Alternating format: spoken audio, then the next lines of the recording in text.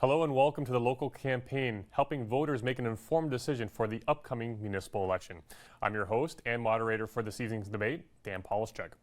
Tonight we have the Kitchener mayoral debate. There are 4 candidates in this race, and they are the incumbent Barry Verbanovic, Myron Steinman, and Narayan Sukram. Yuri Merrick is also running for mayor but was unavailable for contact. Now, speaking order was drawn before the debate, so with their opening remarks, here is Myron Steinman. Myron. Moderator Dan Polischuk, Mayor Barry Verbanovic, and Narayan Del Sukram. My name is Myron Daniel Steinman. You now have a choice to vote for Mayor of Kitchener. As part of my opening remarks, I would like to first acknowledge that we are guests on this land. Kitchener is the largest census metropolitan area on the Grand River watershed and the region of Waterloo. What motivated me to include my name on the ballot for Mayor of Kitchener? There are many issues that require the vision and the ability to react on the municipal, provincial, and federal level. However, what may be the most important when voting for the Mayor of Kitchener? For me, that may be land use planning. That is zoning, bylaws, city plans. Those, I understand, are the traditional views used by the lower tier of municipal government, City of Kitchener. You may yawn and think this is boring. If you're yawning, I hope before this campaign ends in 6 weeks, you will have changed your mind. Traditionally, only 30% of the eligible voters vote. If you are passionate about politics, I hope you will vote for. You have guessed it, Myron Daniel Steinman, Mayor of Kitchener. Thank you. Narayan Sukram. Hello, my name is Narayan Sukram, and if you don't know how to pronounce my name, think of the name Ryan. So Narayan, that's the closest you can get. For those of you who don't know me, I have lived most of my life here in Kitchener, over 25 years that is. I have a family, I'm a family man, I'm a father, I'm also a husband. I graduated locally here in Kitchener, KCI that is, graduated from Conestoga College, but because I love learning, I continued my studies. I also graduated from a few other colleges and universities, including Mohawk College, Brock University, Athabasca University, and a few other private colleges as well. I have volunteered over 2 decades, 25 years that is, in this community because it is something I'm very much passionate about. I'm a registered social service worker with the Ontario College of Social Worker and Social Service Worker. My current role in social services is a job developer working at Lutherwood Employment Services. With my academic background, my passion for volunteerism, working with families, working with small businesses, working with grassroots organizations, and my experience in social services, I would like to put all of those pieces together and help to move this city forward. I encourage you to visit my website, narayansukram.com, to get to know me a little bit more so that we can have a mayor that represents everybody in this city. I look forward for this debate, and you will get to find out more about me once you Google my name. Thank you. Thank you very much. Now the incumbent, Barry Verbanovic. Good evening, and thank you for tuning in to this evening's mayoral debate for the City of Kitchener. Local government is the order of government that impacts our day-to-day lives the most, and your interest in the municipal election on October 22nd demonstrates your commitment to helping ensure that we elect the best possible candidates to represent our community. 4 years ago, I was truly humbled as you elected me with a strong majority to serve as Kitchener's new mayor. This opportunity to serve you has been the greatest honor of my life. Over the past 4 years, I have worked tirelessly and combined my energy, experience, and dedication to serve you. When I took on this role 4 years ago, you told me that Kitchener was at a crossroads, and it was important to you that while we embrace the benefits of becoming a larger community, it was also important to you that we maintain our smaller town feel. You said you wanted us to ensure Kitchener becomes one of the most creative, diverse, innovative, and livable cities in Canada. We have worked to do that. Together, we have brought forward many new ideas to develop successful partnerships and citywide initiatives. We've built strong neighborhoods with ideas like our award-winning neighborhood strategy and planning policies like our residential intensification guidelines. We've worked to build a growing economy through our new Make It Kitchener economic development strategy and close collaboration with the Waterloo Region Economic Development Corporation. And you wanted us to commit to building a better Kitchener with initiatives such as an enhanced focus on customer service and increased opportunities for citizen engagement. Tonight, I look forward to sharing with you my hopes of how we can continue building this better, more caring Kitchener together. Thank you for listening. Thank you very much for those introductions. Now, to start the question and answer portion of our debate, we now go to the Kitchener-Waterloo Chamber of Commerce Vice President Art Sinclair. Is home ownership unaffordable for many recent graduates in Waterloo Region? And secondly, what can municipal governments do to assist with the housing supply in this municipality? All right, each candidate will now have an opportunity to respond with a 2-minute answer, and if required, a 1-minute rebuttal will be provided. We'll start with the incumbent, Mr. Barry Verbanovic. Thank you very much. That's a very good question, Art, and thank you for raising it. Home affordability is increasingly becoming a big priority in our community, and it's one that City Council has been grappling with significantly. There are a variety of tools that we have available to us in order to address that. One of them is obviously the supply of lots, building lots throughout the community, so that we can ensure that we have more houses being built, and that hopefully will have a positive influence in terms of bringing the price down. We've also worked with the provincial government to bring new policies in place in the province of Ontario to end up impacting home ownership for foreign owners, because that was having a negative impact on pricing in our community. The bigger issue, though, is around affordable housing.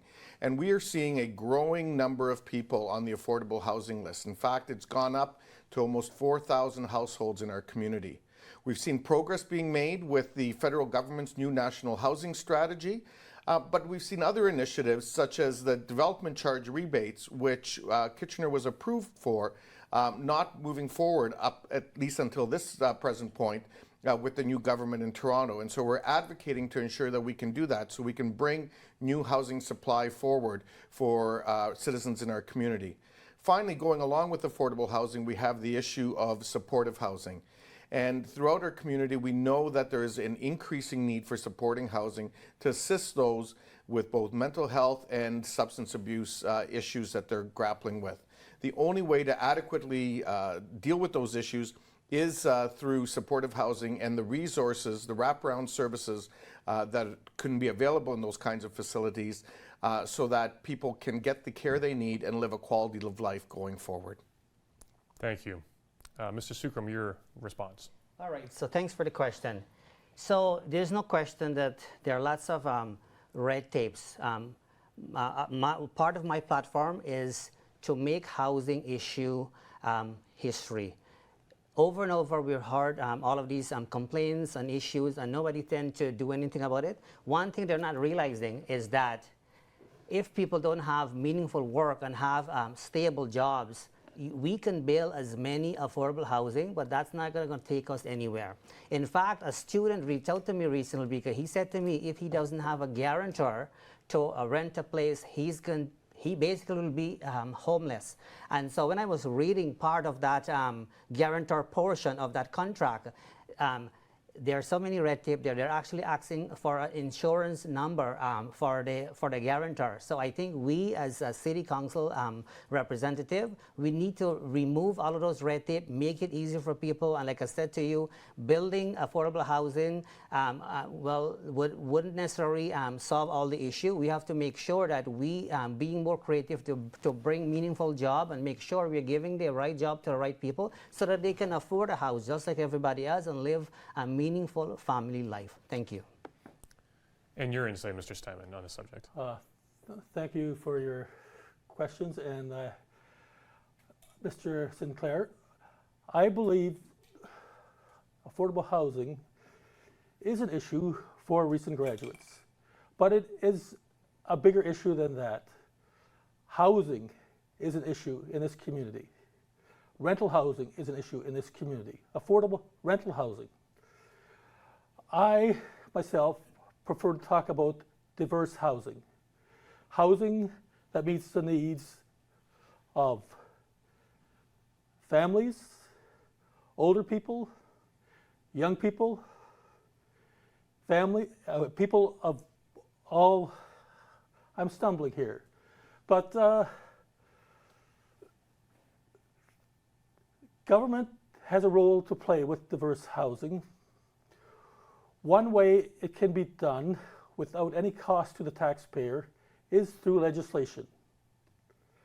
That is, with any new development requiring that, say, 20% of it is for a certain income. But as I said before, it is not just an income issue.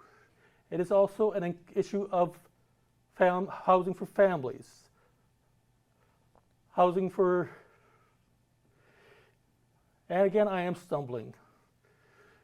There are many different ways to build housing. I myself benefited from Habitat for Humanity. I would not have. You can continue. You have 30 seconds to complete your response.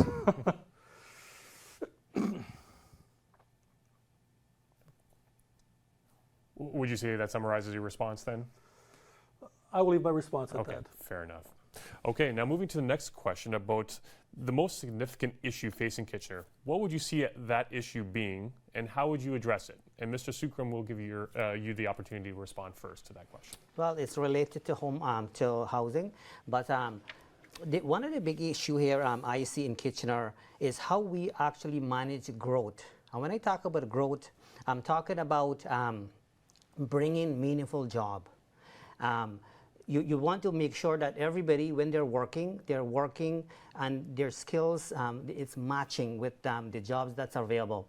I think managing growth in a sense that when people are coming in, keep in mind, recently with our new school year started, we had about 62,000 people come in, and everybody's scrambling for a place to live. I think that we as council members, we need to keep knocking on doors to make sure we are addressing these issues. We shouldn't be knocking on doors only for votes. Knocking on doors should be an ongoing issue. I also see mental health to be something that we really have to keep an eye on, because if we are not taking the necessary steps and then moving forward, and we are going to run into more problems, and then everything will basically go down.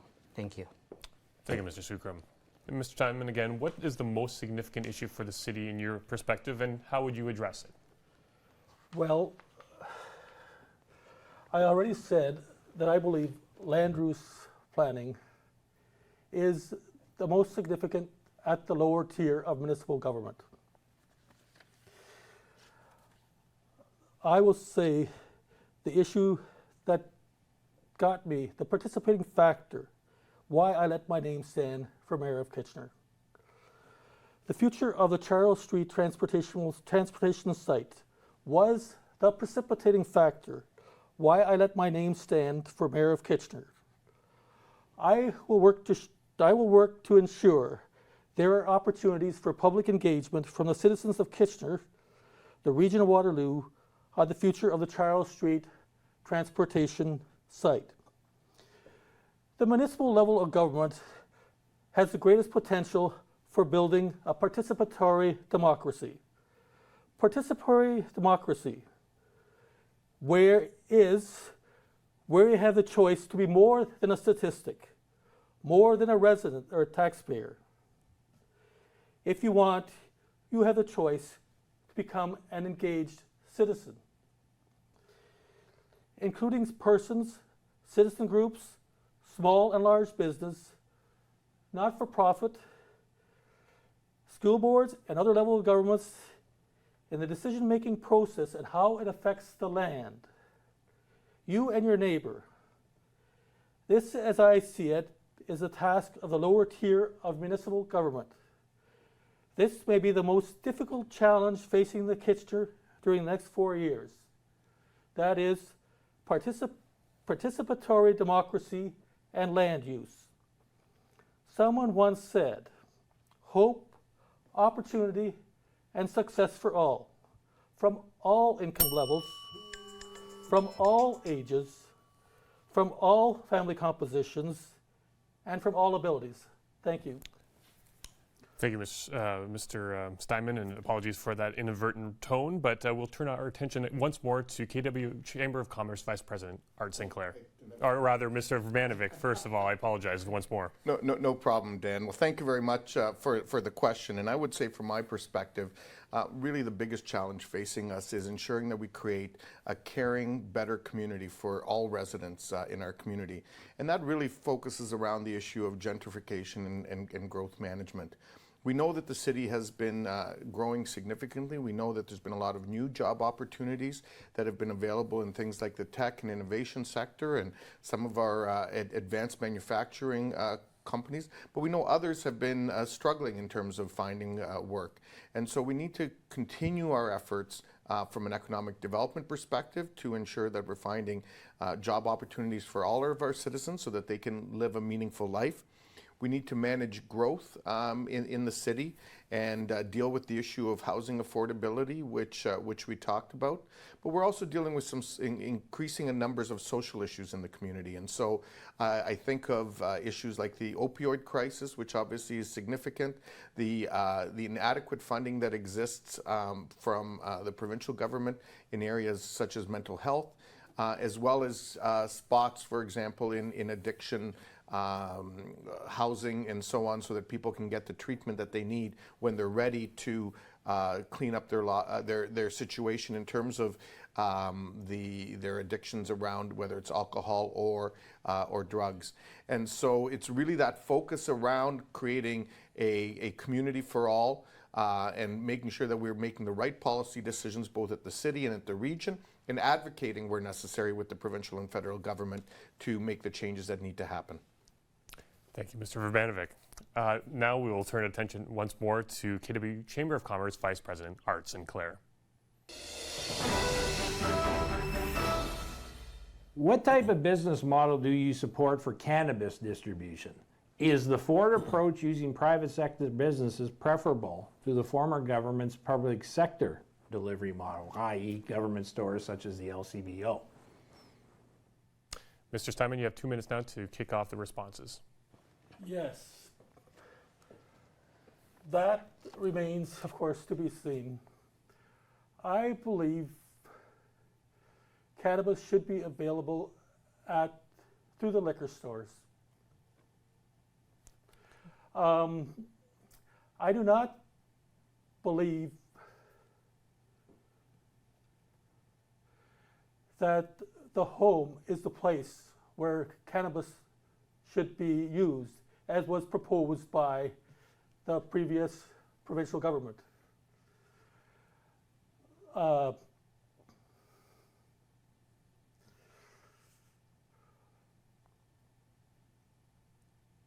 Does that conclude your response? No. Okay. Cannabis does have many health benefits that some are proven and remain to be proven.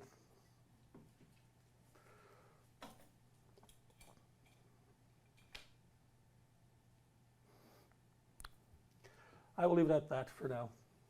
Fair enough. Thank you for that response. Mr. Sukram, or rather Mr. Verbanovic, as we go in order. Thank you, Dan. And this is a question that municipalities have been grappling with since the federal government has announced that they will be legalizing cannabis as of October the 17th. And as a member of the Federation of Canadian Municipalities, Big City Mayors Caucus, it's one that we've been having significant conversation with members of federal cabinet as well, more recently with members of provincial cabinet. I would say personally, my preference would have been to have seen them in provincially regulated stores, much like liquor is, because I think that provides a better regulatory environment for the community. We were having good dialogue with the Cannabis board that was going to be responsible for the retail locations around where it would be most appropriate in our city, and I think that would have worked well. Having said that, we recognize that the province has made a decision on this, and now we're working very closely with them through our provincial body to make sure that we have the tools in place to regulate the locations as much as possible, that we get access to the resources we need from an enforcement point of view, and the necessary legislative powers are in place for both our police as well as our municipal bylaw officers to deal with the implementation of this when once retail locations will be opening up in the province of Ontario come next April. Certainly I was pleased to hear that they were delaying the opening of Ontario retail locations by 6 months in order to allow for a lot of these details to be worked out and to dialogue between the province and the municipalities. Thank you, Mr. Verbanovic. Mr. Sukram, what are your insights on the All right, topic? thank you. So for me personally, I don't think it matters much as to if small businesses are involved in being part of owning businesses where they are managing cannabis. I don't think that's much. It's a much of an issue. I think more of what we can do as council members to kind of really manage things around to make sure that things doesn't really go out of hand. I think right now it's only speculation. I think if we have the right business people to be involved, I think it's not necessarily a bad thing as long as it's been managed and as long as they're following rules and guidelines. But if people are doing shortcuts, I think that definitely can have some negative impact in the community, and I think that's where we need to really keep a strong eye and work with our local police force to make sure that we manage things before we transition into that process. But I personally don't believe in policing, so I think that if it goes into the hands to prioritize cannabis, we really have to make sure it gets into the right business mindset, so to speak, because sometimes if we don't follow the proper rules and guidelines, things can slip through the cracks. Thank you. Thank you for those responses. Shifting our gaze now to cycling in the city. And we'll begin with yourself, the incumbent Mr. Verbanovic, on this topic, but is Kitchener, in your perspective, a cycling-friendly city? What changes, if any, would you make to municipal roadways? And again, Mr. Verbanovic, you get first crack at this. Thank you very much, Dan, for that question. And this is certainly an issue that I've been passionate about during my time on council, and pleased with the progress that we've made. But I will also say that there's a lot more work that needs to be done, and there's more progress that needs to be made in this regard.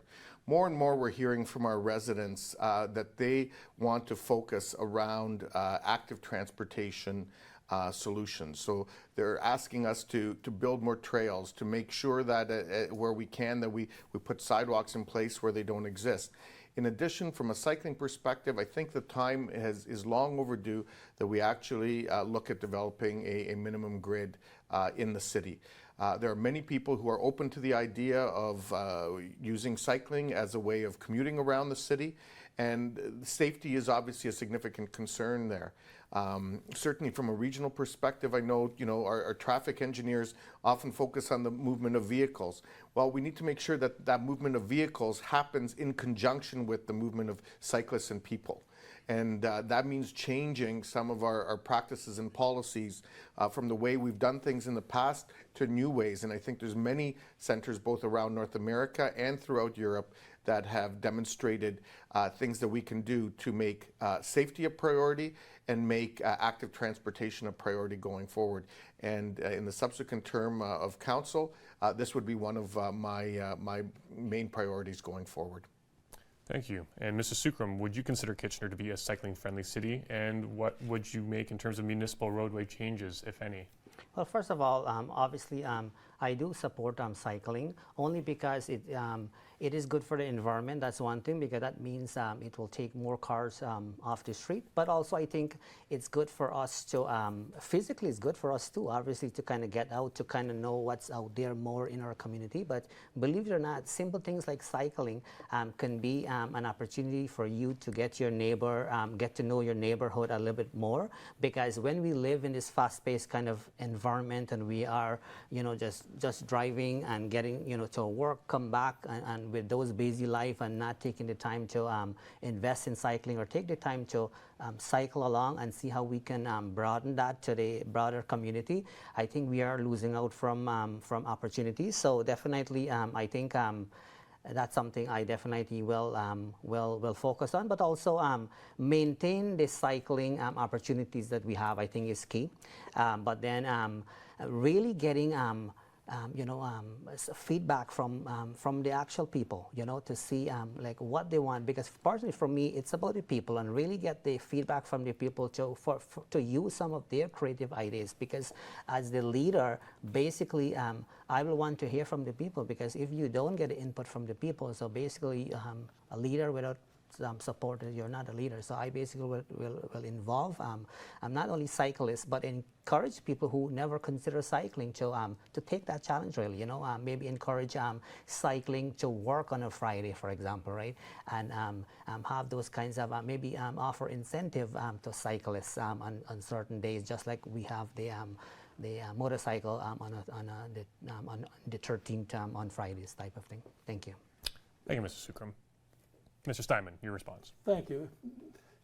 If I may digress, I don't know if there will be a question on harm reduction sites. We'll be getting to a number of other topics, but if you could I maintain the believe focus on the harm cycling. reduction sites should not be in hospitals. Many people. We'll be getting to many other topics along the Thank course you. of the debate, but we'll focus right now on the cycling-friendly topic. I believe Kitchener is trying very hard to be active transportation is be helpful with active transportation. Witness the recent renovations on the Iron Horse Trail. I believe the Iron Horse Trail, which connects downtown Kitchener to the end of Ottawa Street, is the most used trail in Waterloo region. I don't know if that's a fact, but I use it all the time. I believe one of the things we could do more, and one of the things that is done with the Iron Horse Trail, is clear it during the winter time so that cyclists and walkers can use alternate trails besides the streets during these times. Like I said, this is being done with the Iron Horse Trail, but to my knowledge, it is not being done with any other trail.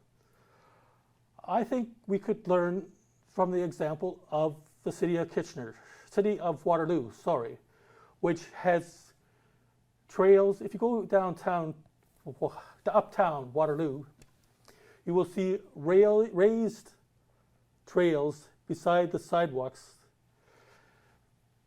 But like most of the bicycle trails, they are very incomplete. I spoke to Regional Council on my concern with the connection between the Iron Horse Trail and the Ion Station. 5 seconds to respond, or to wrap up your sentence there, if you'd like. I believe the connection between Park Street and Weber Street is very dangerous to cyclists. Okay, thank you. We'll end on that note. And again, we'll turn our focus to Art Sinclair, who has another question on behalf of the KW Chamber of Commerce. All municipalities across Canada have been facing infrastructure challenges in the last number of years. That is, building roads, water mains, sewers, and other necessary structures that businesses and residents require on a daily basis. Do you support using property tax increases to finance current and future infrastructure requirements? And if not, what would you propose as an alternative revenue source? So to Art Sinclair's question, we'll allow Mr. Sukram to provide the first response. Thank you. So first of all, I do believe in maintaining what we have. And so nothing comes free, you know. I think tax increase is okay as long it's a reasonable amount of increase. So definitely I do support a reasonable amount of increase as long as we are using it for the right purposes, because it is, as much as none of us, and myself included, don't like tax increase, at the same time we have to look at the bigger picture. So we just cannot look at things just for today, for tomorrow, and for ourselves, but we have to look at things for a generation to come.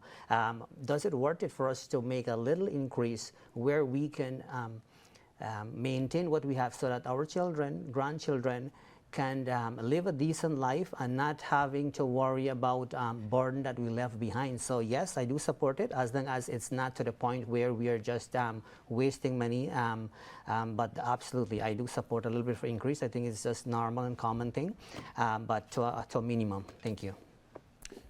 Mr. Steinman, where do you stand in terms of the property tax potential increase to support infrastructure improvements? Well, I believe Kitchener is ahead of many municipalities with infrastructure, but we are way behind with infrastructure. My street was just repaired, and I am fortunate. With the recent rains we have had, there was no problem with backup of water. There was no problem at all. I believe we already have an increase in taxes with the floodwater control that is separate from the levy for income tax or property taxes.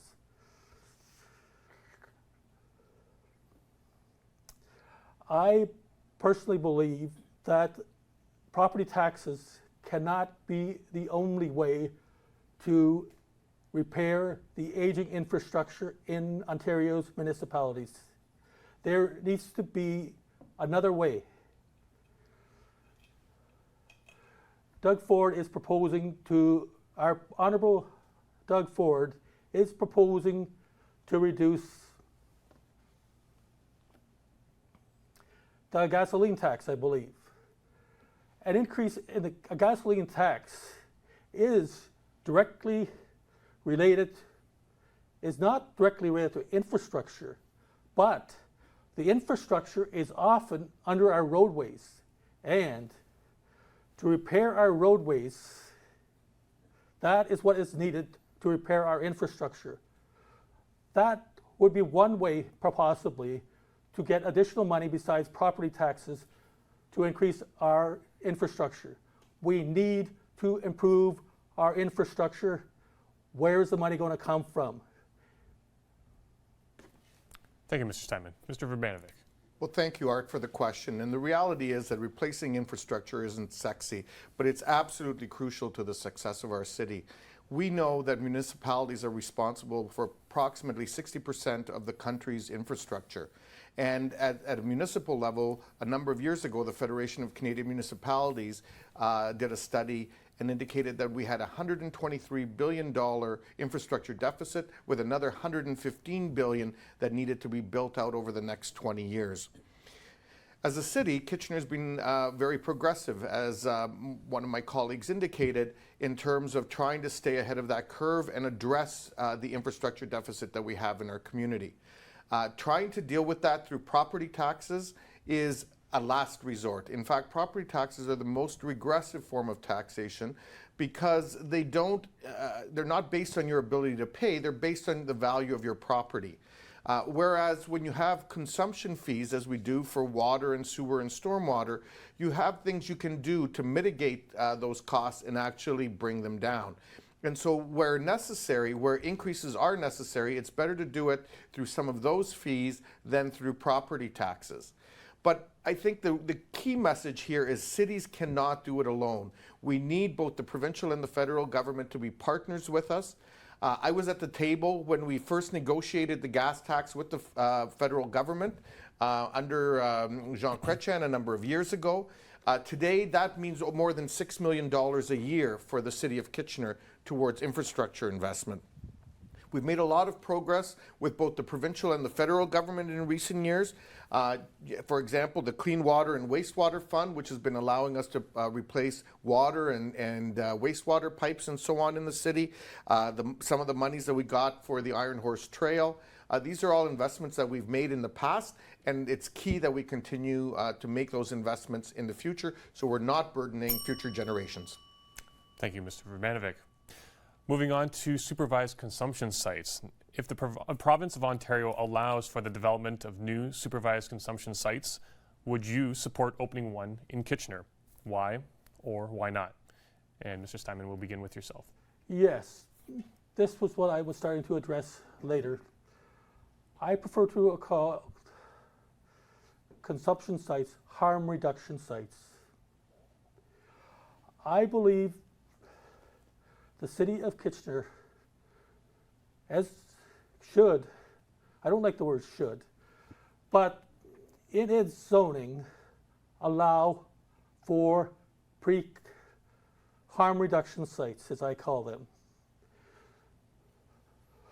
The suicide rate from drug addiction, the suicide rate in general, is unacceptable.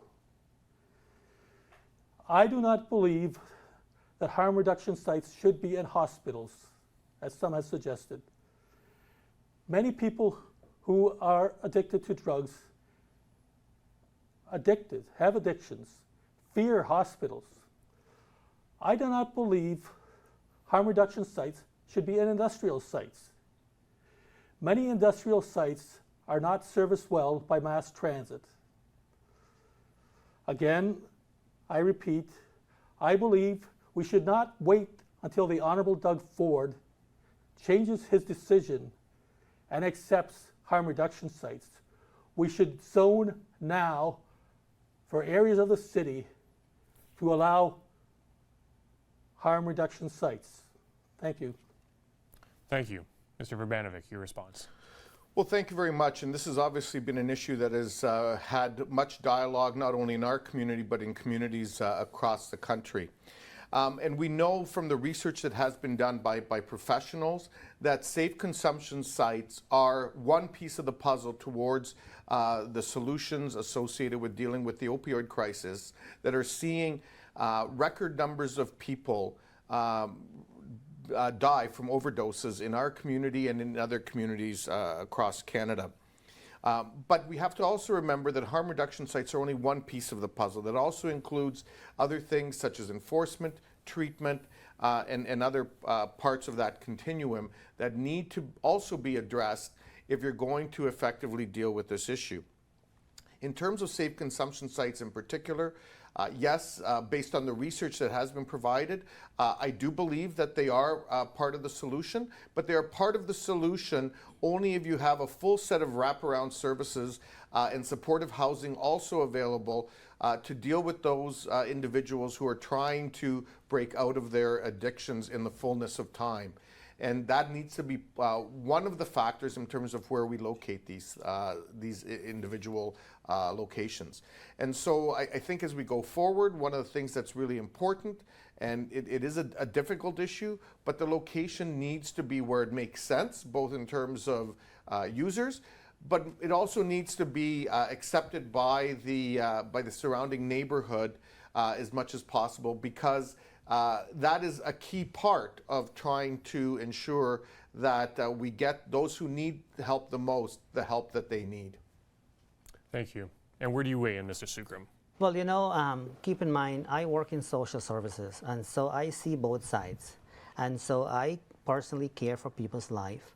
And so I think it is important for us to really continue this conversation to really make sure that if we want to have a temporary fix, because this doesn't matter what location we have chosen, it is a temporary fix. So there are lots of pieces that needs to put together in order for us to help these, you know, I guess, addiction citizens move forward with their lives. One of my main concern around this is, apart from this site, I think that my main concern is to make sure that no one else is affected in the community. And I know that's a difficult thing to do. So for example, if we have chosen site A, I wouldn't want any business, any family or anybody to be effective in a sense where they will have to make a decision to move from where they were at. So I think that we have to take all of those pieces into consideration and also look at the big picture and actually get more into the root cause of the problem. This actually reminds me of food banks. I never support food banks. And when I say that, I mean that food bank is a temporary fix. So when people are advertising, say, oh, we have shortage of food, they are contributing to the problem. And so in a sense, on one hand, I think that if we were to open up a site, wherever that may be, in one sense, I think we are contributing to the problem, but at the same time, we have to have a start to make sure that we are having some sort of control to make sure that things doesn't really go out of hand. Thank you.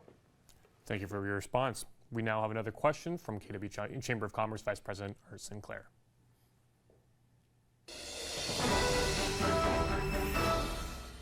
A number of candidates have indicated that more voices in the community have to be heard at council meetings and the decisions that follow.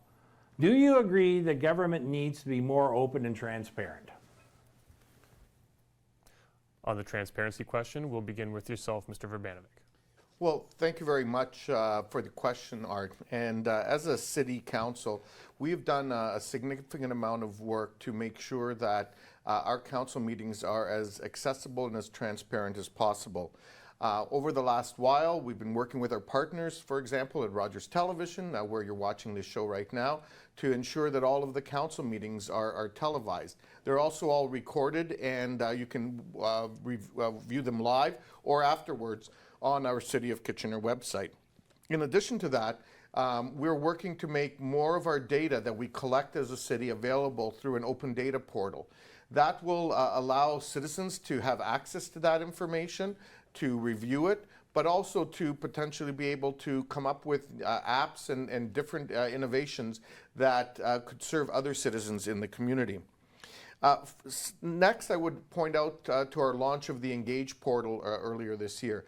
This has been an important mechanism to hear from residents. We've seen our input on municipal issues go up significantly since we've done that, because people at their own leisure, for example, when they put their children to bed at night, can sit down in front of their computer and provide input on important issues happening at the city that they want to have an opportunity to express their views on.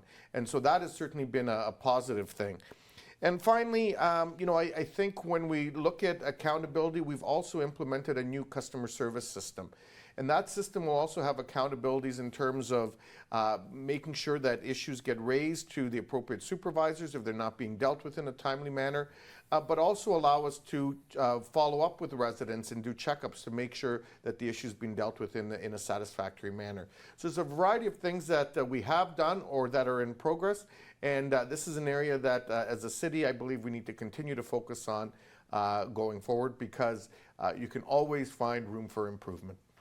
Thank you, Mr. Verbanovic. Mr. Sukram, how do you gauge the city's current level of transparency?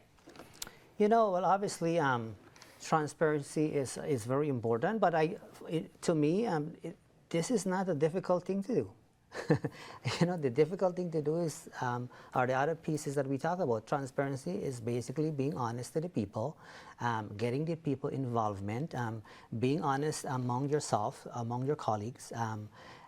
Don't be afraid to reach out to the people to get their feedback, and don't be afraid to reach out to the people to give them some straight answer. You don't have to go go back and forth for and basically cover up for anything. I think those simple pieces, because basically when somebody have made the decision to represent a city, doesn't matter to what level, keep in mind they have some sort of passion.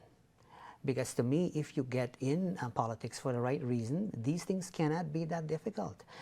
This reminds me very quickly, and I know this is a little bit off here, but that's one of the reasons I ran as an independent in the provincial election, because I've seen, originally I wanted to represent a party, but I've seen all the unethical pieces. So when it comes to provincially, municipally here, it should not be any different. So I think honesty, being honest to yourself, because if you don't, people will recognize it. Because for me, if your colleagues, can you imagine this? If your colleagues can recognize all the untruth, so to speak, within your own team, then that it means we have a problem. So I think this is an easy fix, really. We just have to make sure we get in the right position for the right reason. And we have to make sure that we don't just have a small group working together. We really have to have everybody involved, and that's going to be you as well. The people in the community will be the strongest asset, really, to help us work together to make sure everybody knows what's happening. Thank you. Thank you, Mr. Sukram. Mr. Steinman, how would you assess the level of transparency at City Hall? Well, I believe the question was, what is the value of transparency? And Correct. I believe the City of Kitchener is trying very hard and is doing a very excellent job. I applaud many of the things that Barry said. I myself have used Engage Kitchener. I believe the staff are very friendly and accessible. There are times when there has to be meetings in camera, but I believe Kitchener I believe transparency is a motherhood term. Everybody is for transparency. I believe we should be as transparent and accountable as we can. So I support many of the things that the City of Kitchener is doing already. One of the things that is lacking is the time for face-to-face interaction, and at a pace that people from all income levels, from all ages, from all family composition, and close to my heart, from all abilities, are able to participate. I believe a Monday meeting once a week is not enough time and then there are the planning meetings, and you can be on boards and committees. Kitchener is doing a wonderful job, I believe, but it is not good enough. There has to be time for face-to-face interaction, that people can move on at their own pace. And I support community engagement organizations like House of Friendship, like the Social Development Center, Waterloo Region, that can take time to engage people face to face. Thank you. Thank you, Mr. Steinman. Next question. As mayor, what would be your approach to encouraging new business to Kitchener over the next 4 years? And we'll begin with yourself, Mr. Sukram. Well, so for me, the major thing will be to have a visionary mayor.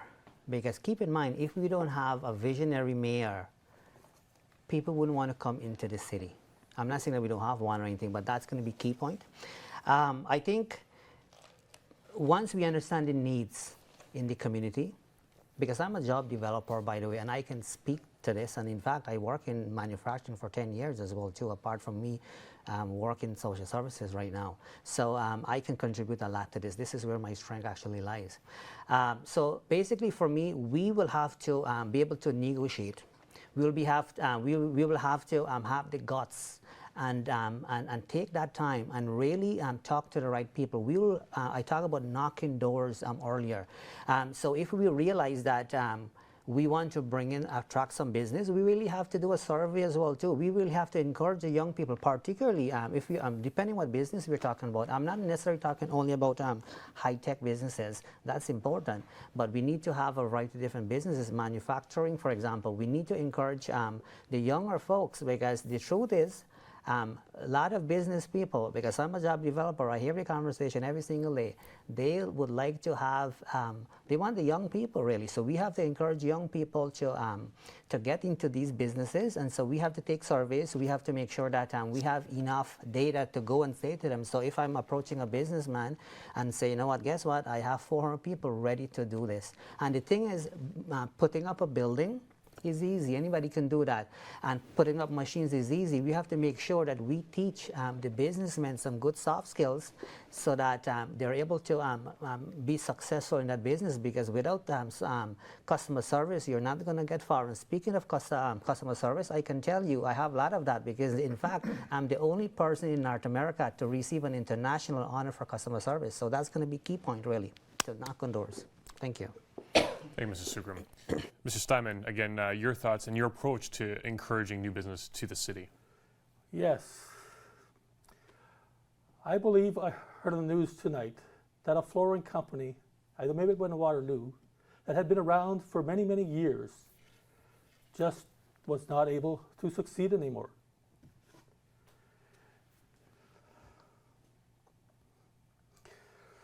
We have to develop a manufacturing strategy. We have traditionally been a manufacturing place. We created a lot of buttons during the war, for example. That sounds trivial, but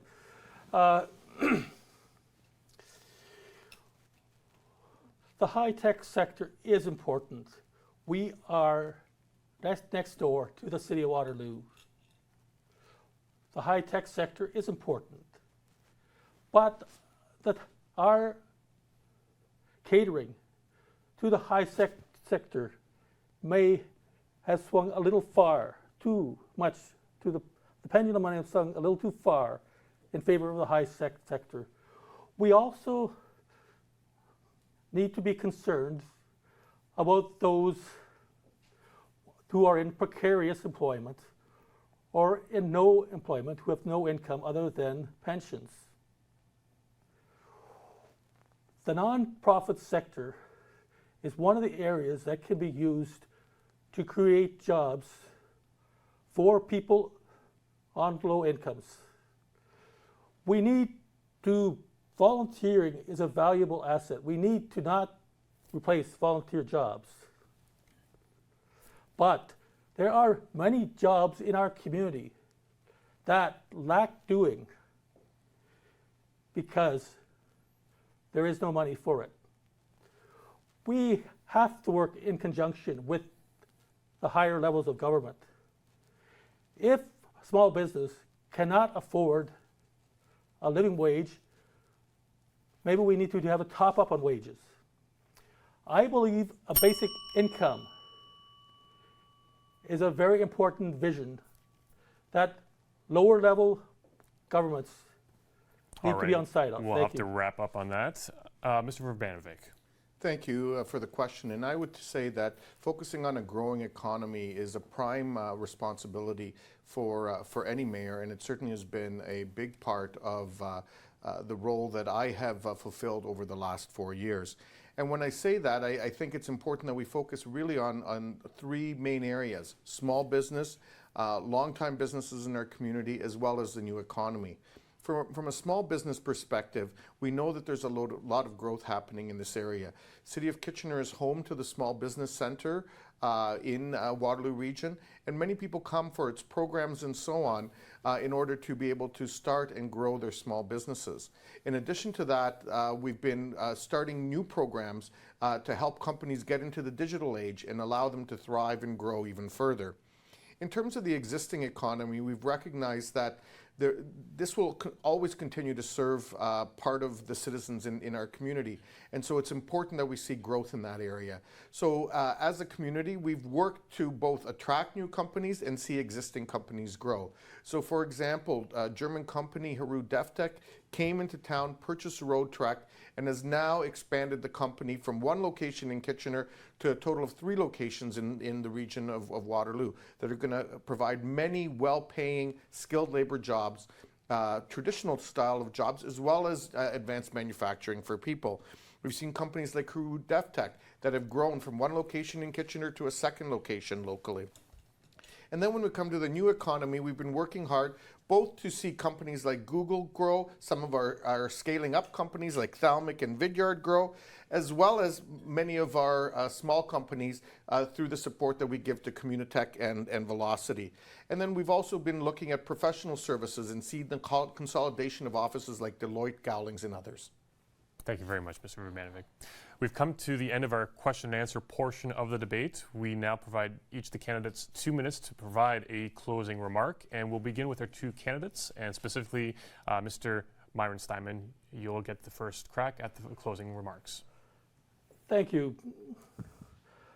I may touch on some things that will have to come out in other debates. There are several concerns I feel would benefit from public dialogue engagement. Some of that would be overlooked in this municipal election if I was not to let my name stand for mayor. There were at least 3 tipping points, concerns, that led me to entering the public dialogue by letting my name stand for mayor in 2018. The future of the Charles Street Transportation Terminal site in downtown Kitchener is very important symbolically, but also functionally. The AODA legislation, which stands for the Accessibility for Ontarians with Disabilities Act, especially how it affects the built environment, is supposed to be in place by 2025. We are not at all prepared for that. I am very concerned about the unintended side effects of intensification policies. I am for intensification, but there are a lot of unintended side effects. Furthermore, I have concerns and have a number of ideas around waste management. In addition, traffic studies are needed by the city and regional level, especially as getting around will be affected more by ION and the light trail. Thank you. Thank you, Mr. Steinman. Mrs. Sukram, your closing remarks. All right, thank you.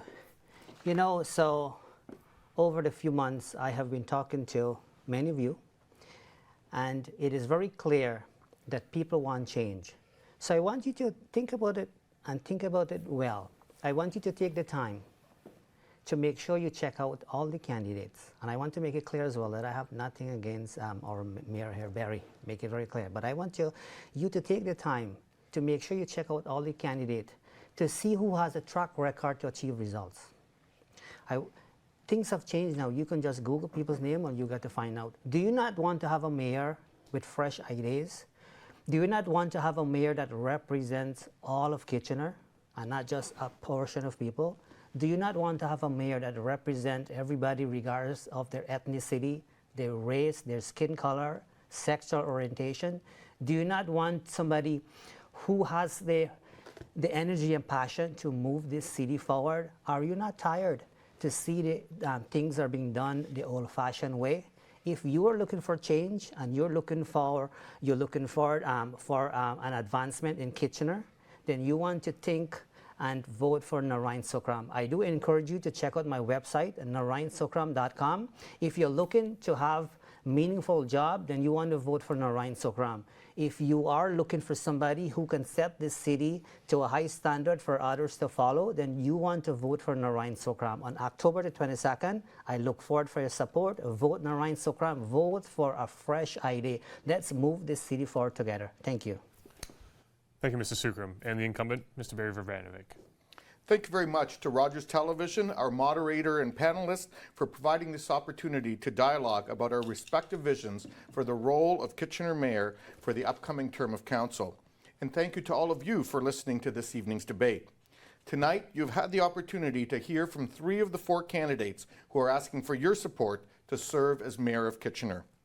Elections are an opportunity for you, the elector, to not only learn from the candidates about our respective visions for Kitchener, but more importantly, learn about our experience in the municipal sector and our ability to implement those visions. I believe I have demonstrated that I bring the required experience and knowledgeable leadership to this role. The job of mayor is a complex one. Together with council, we oversee an operating budget of over $100 million, almost 2,000 employees, and serve a community of over 240,000 residents. Over the past 4 years, I believe I have demonstrated not only my endless energy in serving you, the residents of Kitchener, but also my ability to get things done.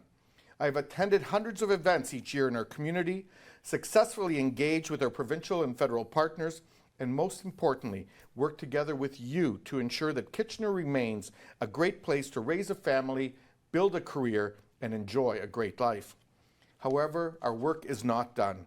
Today and in the weeks ahead, I look forward to share with you my plans to continue building a better, more caring Kitchener.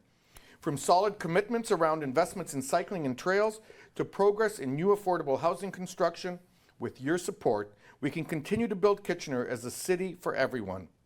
I encourage you to visit my website at www.barrionline.com, and on October 22nd, I ask for your support by once again voting Barry Verbanovic for Mayor of Kitchener. Thank you very much. Thank you again to our candidates, and thank you again for watching.